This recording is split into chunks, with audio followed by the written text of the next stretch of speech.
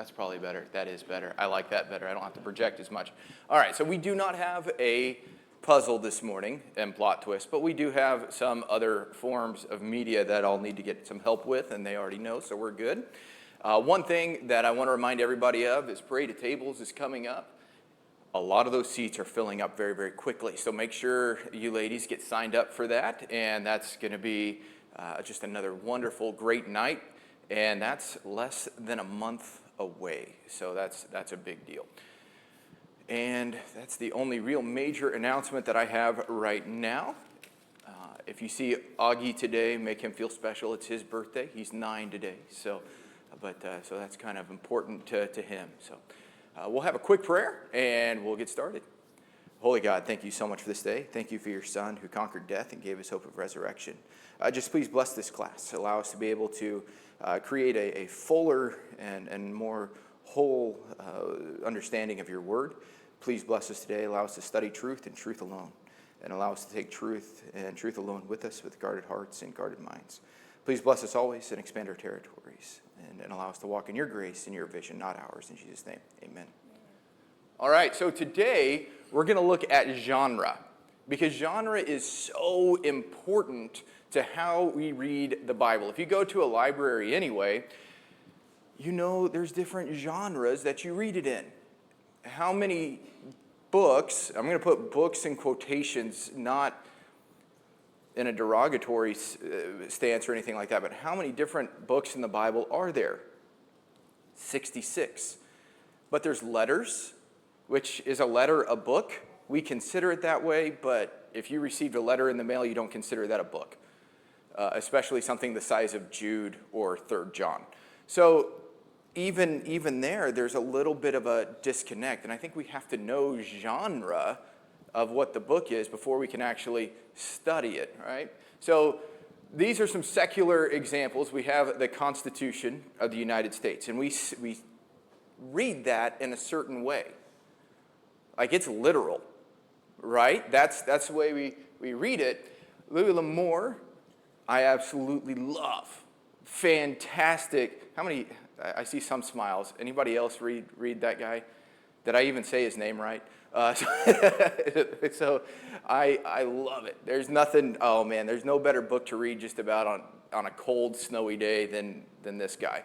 And do we read that the same way we read the Constitution? No, it's a novel. It's not real. It's based in something that's real. But we don't read the Constitution the same way, and it would be silly to even say we do that. Or, this one's hard for you to read, I understand that, but that's the complete works of Edgar Allan Poe.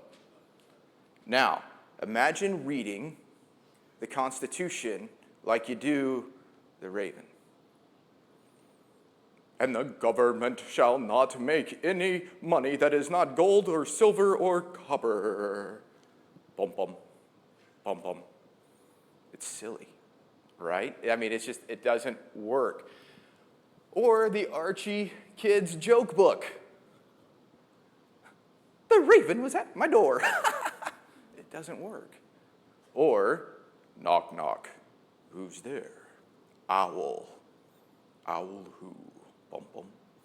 Owl you know unless you let me in. It doesn't work. Right? Or textbook. You read a textbook in a completely different way because that's supposed to be factual. It's supposed to be something you should make a foundation out of. Or Where the Sidewalk Ends, it's a poem and drawings by Shel Silverstein. It's another poem book like Edgar Allan Poe, but it's for children. So you don't read it the same way, even in the same genre. Now, one of the things that we can get really guilty of is going through every book in the Bible and reading it the exact same way. But they're not written the same way with the same intentions for the same people. And that's important to remember. And sometimes I think we forget that. So, I'm ahead of myself, that's great. But what is genre in the Bible? What is genre? Have we in the last 5, 6, 7 years even considered that there's different ways the books in the Bible are written? and why they're written as such. So we got, this is the old version. I know it's hard to see, but they've got it color-coded out, so if you're not colorblind, you can kind of see it. But in the Old Testament, they say you have the books of law, the books of history, the books of poetry, the major prophets, the minor prophets. In the New Testament, you have the Gospels and church history, then the letters, and prophecy. Okay? And this is how most of us have kind of grown up, I think. But even those in the same genre can be radically different. I don't think Genesis and Leviticus read very similar at all. Genesis does have law in it, but mostly it's a narrative. And so if you're just going to go off the fact of, oh, they're both the books of law, so we're going to read them the same way, Jacob's wrestle with the angel should probably be read a little bit differently than a sacrifice, right? Or Proverbs versus Psalms. They're both in poetry, right? But there's a lot of wisdom in Psalms. Psalms has a lot more emotion behind it. Mark versus John in the Gospels. There's a huge difference there. We're going to look into the Gospels a little bit if we got time later. And the minor prophets, Jonah versus Micah. Jonah is a whole narrative. And we get into Jonah because there's so much story there. Whereas Micah, does anybody even know what Micah is about? Because it's a much harder genre to understand. And finally, in those books of history, you have Esther. And Esther, from what I understand, is written more of a theatrical production in a play than anything else. And I could be wrong on that, but that's what I understand. And they perform that today like a melodrama. And I would love to go to a Jewish gathering where they read Esther, and they do it once a year, because if Haman comes on the scene, all the kids boo. But if Mordecai's on the scene, they all cheer and they go crazy. And then it is just like a modern day melodrama. And that's the way it is. So that reads completely different than 1 Samuel. That reads completely different than 1st and 2nd Chronicles. So why does this matter so much? So let's look a little bit into pop culture. This is, I'm not going to spoil anything because this movie came out in 1982. This is Star Wars, Return of the Jedi, all right? And this Admiral, I think is who he is waiting on Darth Vader to come see the Death Star. And Darth Vader, if you don't know who he is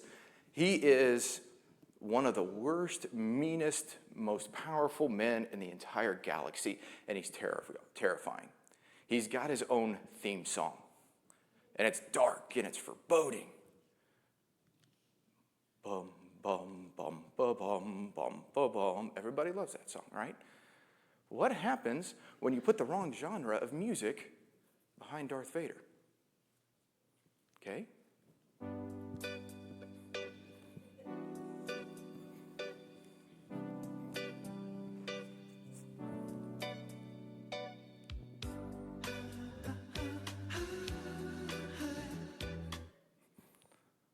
That's ridiculous. You go from a very scary guy to what is going on, right? I think it's maybe not as extreme in the Bible when we put the wrong genre in the way that we're reading, but it happens, right?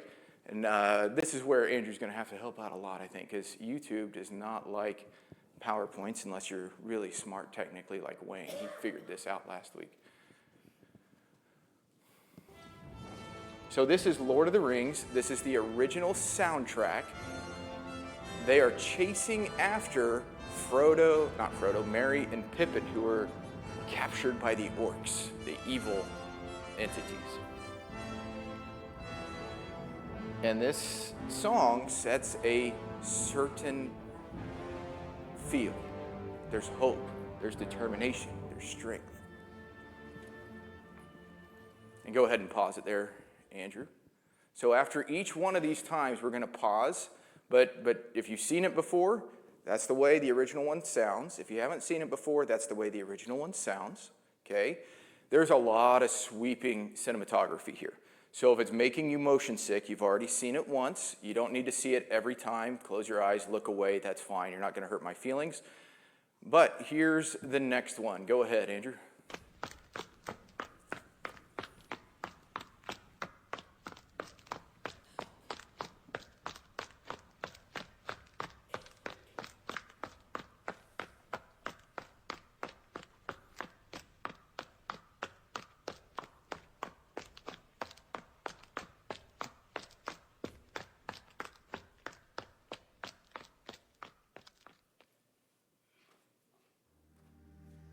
All right, you can pause it there.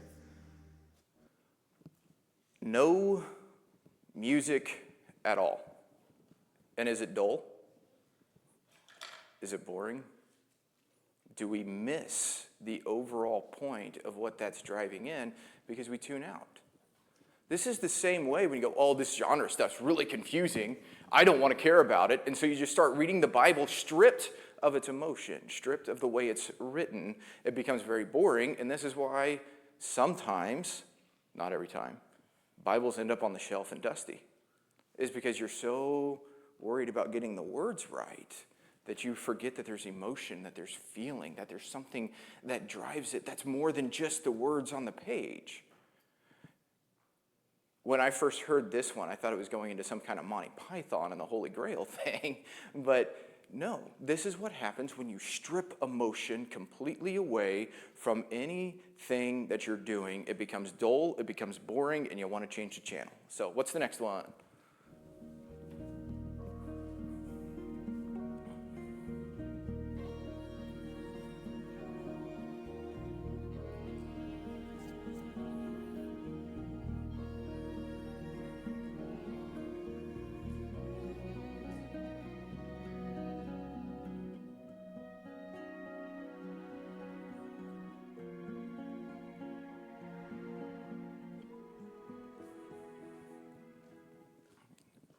He's getting good. I didn't even have to tell him. So that music almost works, but that's dangerous because it changes the whole feeling of the scene. It looks like it's the end of the movie instead of the beginning, and it seems like there's a lot less hope. There's a glimmer of light. It's kind of like a candle to me flickering in and out. And then at the end, it kind of stabilizes, but there's not a lot of hope. That's not what the original soundtrack meant, but it changes the view of the scene. And so if you're off a little bit on that genre when you're reading, can it change what the original intent was?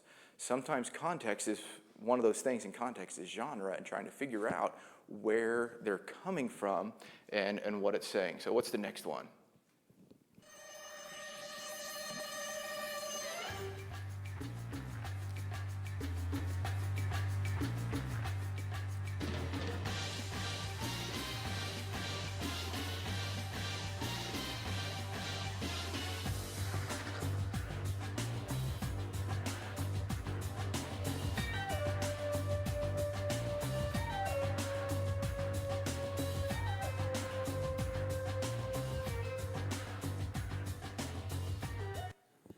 All right, so how does, and this is not rhetorical, how does the Mission Impossible theme song work or change this whole scene? What do you think? It makes it seem more adventurous. More adventurous, good. Does it work for anyone else besides Batman?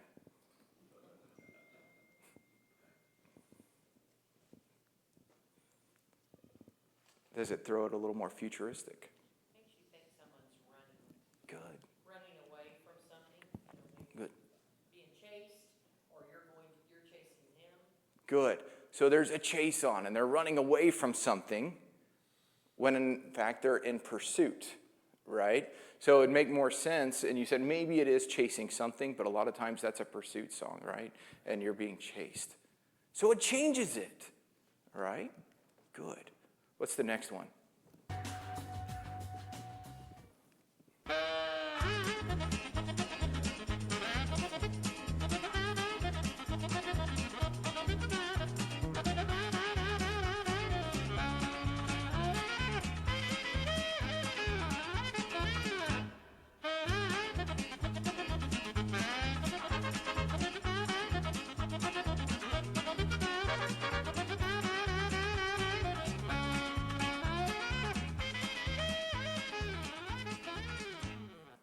All right, help me out. What did Yakety Sax do to this scene? Three Stooges. Great. That is not what they're trying to portray here, right? Anybody else got a... I think clowns running after, and then he finds the prize at the end. Like, it's a challenge. Somewhere on that Right. mountain, you've got to find it. Three clowns trying to find a prize. Keystone Cops. Keystone Cops. I love it. It changes everything. I think we might have one or two more. What do we got?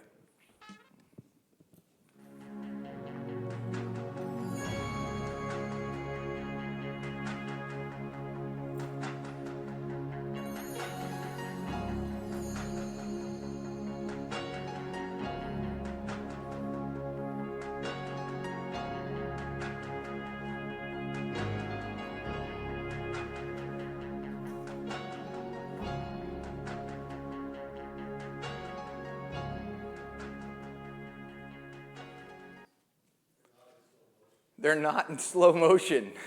How many times has that song been parodied in a sitcom? So that made it funny to me. But they're not in slow motion. It doesn't fit, right?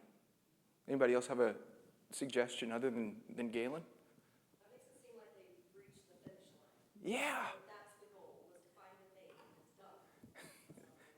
If you've seen it or read the books, is this the end? No, but it feels like it, right? Can you imagine reading through, Mark 13, 14 right there at the end of the crucifixion story, and you read it as the death of Christ is the end? Wow, we really messed up there, didn't we? Right? I think the next one is just back to normal, so...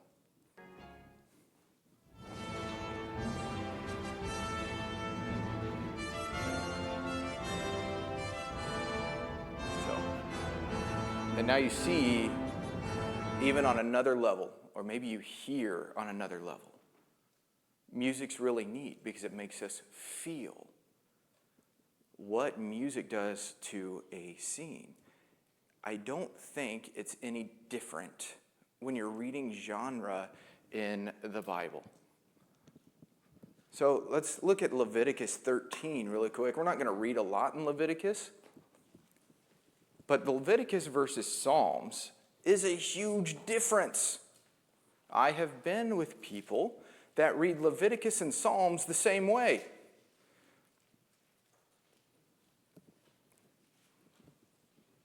But there's two different people speaking in these two different books. In Leviticus, it's God speaking to his people. Leviticus 13:1, the Lord spoke to Moses and Aaron. So the Lord is speaking directly to Moses and Aaron. But let's set a little bit different context really quick. Leviticus is written to who? The Israelites. They're not Jews yet. They'll be Jews, but they're Israelites. And what do we know about the Israelites at this point in history? They were slaves. They've been slaves for so long that their grandparents don't know grandparents that were free. I think it's like 400 years they're slaves. So if you take a culture that has been in slavery for 400 years, do they know how to live by themselves? Do they know how to live free? Okay, so is God a loving God? Is God a kind God? Is God a generous God? I think so. So if he's going to give them a law, is this a law that's going to bring success or burden? What do you think? Success, right? Now let's read this really quick. The Lord said to Moses and Aaron, when a person has a swelling, a scab, or a spot on the skin of his body, and it becomes a disease on the skin of his body, he is to be brought to Aaron the priest, or to one of the sons of the priest. The priest will examine the infection on the skin of his body. If the hair in the infection is turned white, and the infection appears to be deeper than the skin of its body, it's a skin disease. After the priest examines him, he must pronounce him unclean. But if the spot on the skin of his body is white and does not appear to be deeper than the skin, and the hair in it has not turned white, the priest must quarantine the infected person for 7 days. Should that be taken literally? Okay, so we're in agreement. That's probably literal. It's not, seven's a good number, but 5 will work. It's not, God feels this way. It's not an expression. Do we see a metaphor here at all? Do we see a simile? You're an English major. You know what this is, right? Miss Trudy. Is there anything in Leviticus, in context, knowing that God is sending this to his children that do not know how to live by themselves, not through their own fault, just because they've been in slavery, is there anything that would give us the hint that this should not be taken word for word? I don't think so. So this is the really easy, straightforward one. And a lot of times if you start, I'm going to read the entire Bible in the year, we get bogged down in Leviticus because we want to listen about skin diseases and animal sacrifices and stuff like that, right? But it's there for a reason to be taken literally. The sanitation practices we find in the Old Law were not matched until the 1950s, if not later. I mean, God loves his children.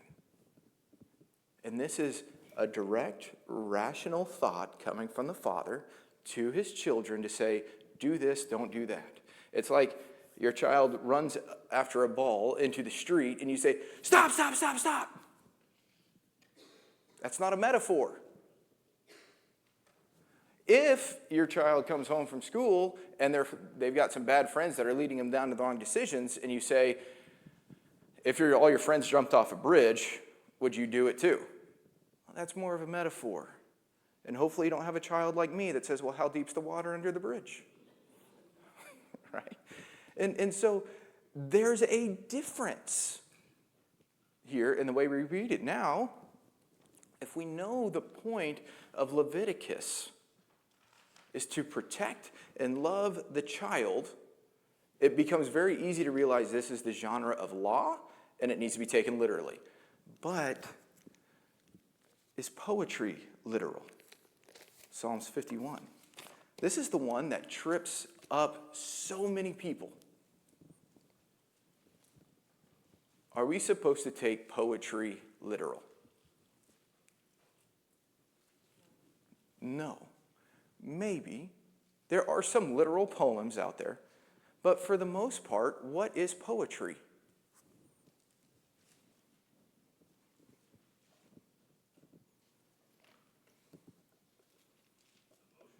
Emotional, right? You're expressing your emotions. And you're trying to convey the message of how you feel more than possibly what is factually accurate. Psalms 51 is right after, does anybody know, if we haven't even studied it in this class, what has just happened in David's life? The Bathsheba sin, right? He had Uriah killed. Uriah fought probably alongside with David. I feel very confident in saying that. He was one of David's mighty men, went through wars, went through battles with him. They had to be extremely tight. I think there is a high probability that Uriah may have even saved David's life at some point on the battlefield. If they're at war together, if they're fighting together, they probably at least fought in cooperation. That is a deep, deep, deep bond that I think we skip over a lot of the time in this study, is how close David and Uriah probably were. And then he betrays that guy, a brother in arms, and takes his wife. So there's guilt there. And then when his wife, then he kills his brother in arms. And then his wife has the child. For 7 days, that child is alive and sick. And David is 7 days fasting, and he's broken. And he's praying. And he's seeing the consequence of his sin. Psalms 51:5 is the one that often trips us up.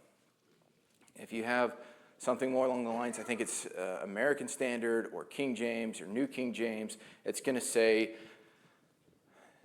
"In sin my mother conceived me." Correct? For you that have that. For the other line of Bibles, like mine in the Holman, says, "Indeed, I was guilty when I was born. I was sinful when my mother conceived me." What is right here? And we've had major theological splits and discussions over this one verse. Because the Psalms 51:5, if you do not have one of those, my mother was sinful when she conceived me. If you had one of the other ones that says, "I was sinful at birth," does it support original sin? If you go back to that second video of The Lord of the Rings where the music was completely stripped away and you're not reading it in genre and you're just reading it word for what it says, 100% it supports original sin. Right? If you're not reading it with emotion, if you're not reading it in context, if you're not reading it as David is feeling, if you're not reading it in genre, if you're reading it like Leviticus, it supports original sin. But let's put in genre. Let's put in context. Let's put in all these things. Let's put in the fact that he just had one of his friends killed, that his son just died. And it was all his fault. And poetry, is it literal? Most of the time not. I don't think Psalms 51 verse 5 is literal. And I think this is an expression. So number one, in Leviticus, God is talking directly to a bunch of people that need things in black and white. David is expressing to the Father emotions. When David says, let's go in the NIV or the Holman Standard that says, "I was guilty or sinful at birth," do you think David, in genre and context, is making a theological statement?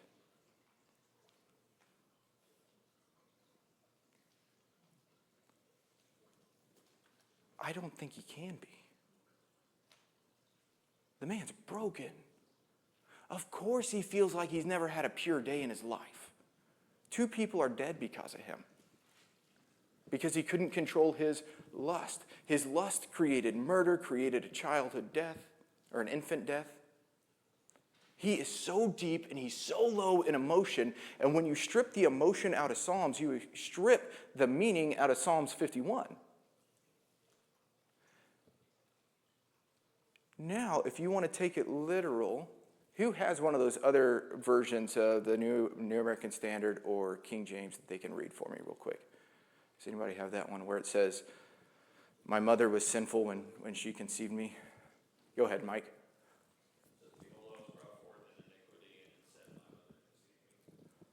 "Behold, I was brought forth in iniquity, and sin, my mother conceived me."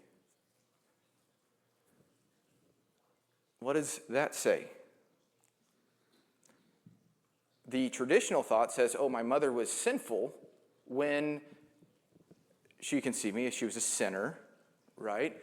When I read that word for word, "In sin my mother conceived me," it would seem like the act of sex itself is a sin there, is what I read it as. And I know that's not the traditional way of reading it because we've always read it that other way, but when I strip it down word for word, it would say the act of sex itself is sin, which is, we know that's not right.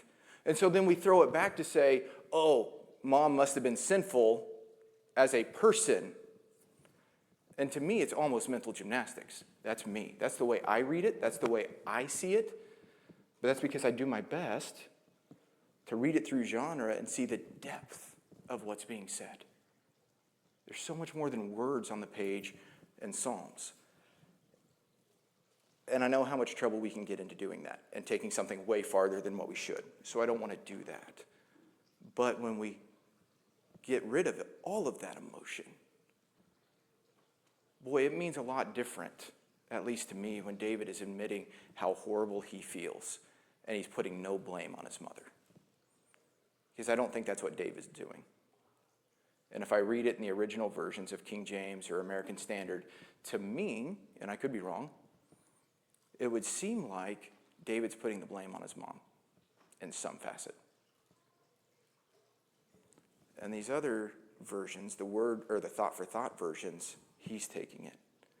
And in this situation, I think that's more of what's happening. So here's an interesting one. Matthew 27.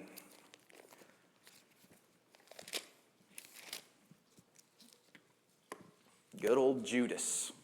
How does Judas die? Before we look into this, tell me, who knows how does Judas die? Not Jesus. How does Judas die? He hung himself. Good. Do we agree? I don't agree. I think he jumped over a cliff. Spilled his guts out. Okay? Now let's read Matthew chapter 27, starting in verse 3. Then Judas, his betrayer, seeing that he had been condemned, was full of remorse and returned the 30 pieces of silver to the chief priests and elders.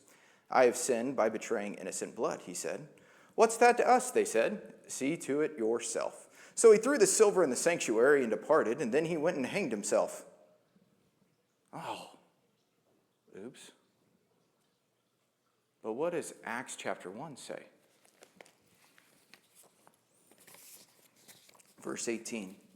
Now this man acquired a field with his unrighteous wages, talking about Judas. He fell headfirst and burst open in the middle, and all his insides spilled out. So in Matthew, Judas hangs himself, as Wilma said. But in Acts, that's not what happens. Do we have a contradiction on our hands? I think they both work together. You think they work together? Good. How's that? Well, after he hung himself, eventually his body would decay to where he would fall and burst open. Good, good. What if he picked a dead tree and the branch broke? Good. Good. What if he picked a dead tree and the branch broke? Or Alan is saying maybe that he hung there for so long that he fell and exploded. These are good. I mean, they're not good. Let's make that really clear. That's not good at all. But they're good explanations. But is that probable? How long is he going to have to hang there for him to have that happen to him? A long time. If you're going to hang yourself, are you going to pick a tree branch that's dead that can't support your weight? You're not in your right mind, so who knows? That's a great point. Right? What do you got, Karen? Good. What if God did it and caused it to happen? Very good. So, Matthew, Mark, Luke, and John are Gospels. But Luke and Acts are written like part 1 and part 2. They're pretty much the same book. It's Luke, Acts, right? So, Matthew is written in a different type of gospel than Luke is. Matthew is written in ancient biography. Ancient biography is all about the hero's journey. Think the Odyssey and Odysseus. Okay? That's the genre that happens. You're highlighting the incredible things that Jesus is doing. That's the main point of Matthew, is the biography of Jesus and who he is and his sovereignty. And so dying on a tree is something that's cursed. Being hung is something that's cursed. Resurrecting is conquering the curse. On top of that, why is he crucified? Is it his fault?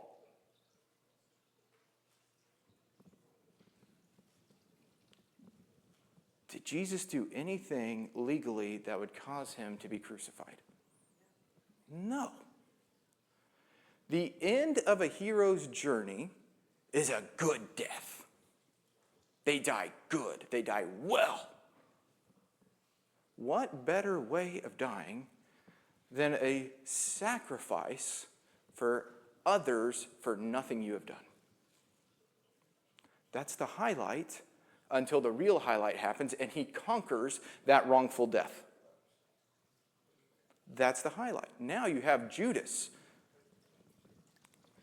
I don't think Judas is legally responsible or legally needs to be killed. I don't think he's guilty of murder here necessarily. Yes, he sells Jesus for that reason. I don't think a death penalty is what he legally, by their law, deserves. It'd be much like taking a wanted criminal today to court. Whether or not he was wrong, you just did your job, I think. And I could be wrong on that. So you have a righteous hanging in death. And then you have Judas's broken death with no redemption. Redemption, no redemption. See, ancient biography isn't so much concerned about the facts so much as the person. And it doesn't make it wrong. It makes it we are painting this story. That's the point of ancient biography. And when this was shown to me at OC with my professors down there, I was very uncomfortable with it. But the more I studied the actual genre, it makes more sense. And it's like, that's why Matthew's written in this fashion. That's why it doesn't match up entirely, but it's very similar. Luke Acts is written in ancient history. Now, it's a biography of ancient history, but this shows you how amazing it is because ancient history is all about getting the setting, the place, everything word for word right as possible as you can. Like it is trying to get every little nuance correct. And how much does Matthew and Luke, written in completely different but similar styles, actually match up? Over and over and over again, and the points are the same. Maybe that individual fact is just a little bit different in one or the other, but what is Matthew trying to say compared to what Luke is trying to say? And that's where we break it down. That's why I'm much more comfortable saying, yeah, Judas spilled headlong over a cliff instead of hanging himself. The image of Judas hanging himself shows the contradiction between him and Jesus. That's the point of ancient biography compared to ancient history. Ancient history is trying to get everything right. Ancient biography is highlighting the main character. Every gospel is written slightly different. Matthew's an ancient biography. Mark is more of a narrative biography with a preaching emphasis. Is what some of the stuff that I've heard. That's why there's no genealogy. That's just getting down to the action. That's boiling it down. It's just trying to figure out, let's go. Luke, the ancient biography, but it's much more with a history and a narrative emphasis. It's much more about the history. John is the Mosaic gospel is one way it's put. It's there to make you believe. It says that at the very end. It's there to show that Jesus is human and God. If you've ever felt guilty about mourning somebody's death, don't. That's part of John, is to show you that Jesus weeps. I mean, we all love that scripture when we're, anybody got a scripture memorized? Jesus wept, right? No. There's so much depth to that. If Jesus wept over someone he knew he was going to raise up in the next 30 minutes, you can cry too. Even our God cries. Even our God has emotions. And that's different. So when you read through the Gospels, you need to know what the basis is. Otherwise, we're going to go back to the first Lord of the Rings video that we showed, or the Star Wars video, and my goodness, you're going to have the wrong viewpoint on what those scriptures are trying to tell you. Because should you read Matthew in the way that you read Psalms? I don't think so. It's way more than an expression, and it's way more literal than Psalms ever was. And this is where translations matter, between word for word and thought for thought. We're not going to get into a lot of that, but I think this is important to mix in here. Gary Vaynerchuk is a social media marketing genius. And his book is Jab, Jab, Right Hook. Well, what does that mean? Tell me, this is not rhetorical, what does jab, jab, right hook mean? Matt, doesn't it mean like if you jab somebody 3 times, you're gonna think they might expect a jab so you catch them off guard with a hook? Yeah, it's a boxing term, right? Jab, jab, right hook, that's your knockout. Okay? What does that have to do with social media marketing? Does anybody know? Hit them where they're not expecting it. That's a good guess, but that's not what it is. Okay, so how many metaphors and analogies and different things like that are in the Bible? So if you get it word for word, you're going to get jab, jab, right hook, and you're like, well, I think this is what it means.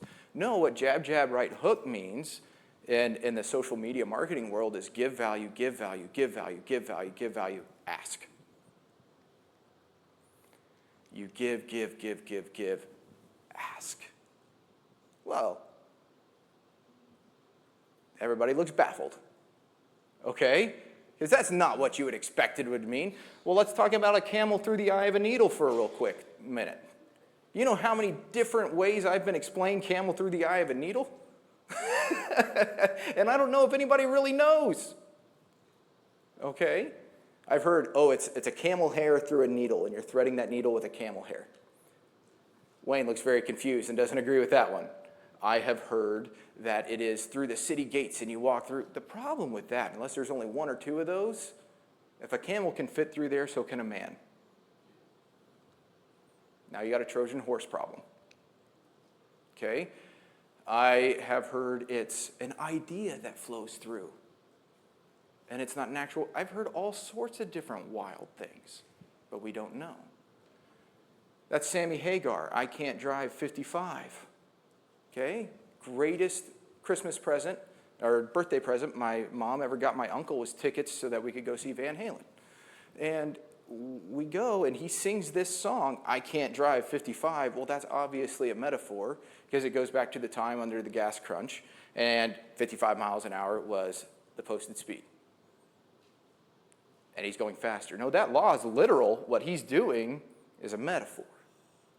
And so that's where word for word comes in. Now, if you're like Kelly, and I guess Karen Eukins isn't in here, and you drive a Corvette, you can't drive 55. Now, if you got a Mustang like Mike, it's literal, and 55 is, downhill with the wind behind you. But, you've got this. You've got this. You have to know what you're reading, where you're reading, why it's reading it, so that you can have that depth of understanding what is the person saying.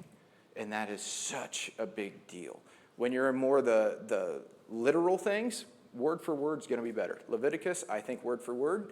When you're in Psalms, Proverbs, that type of thing, consider the word for word or even paraphrase. So, thank you very much. That's the bill.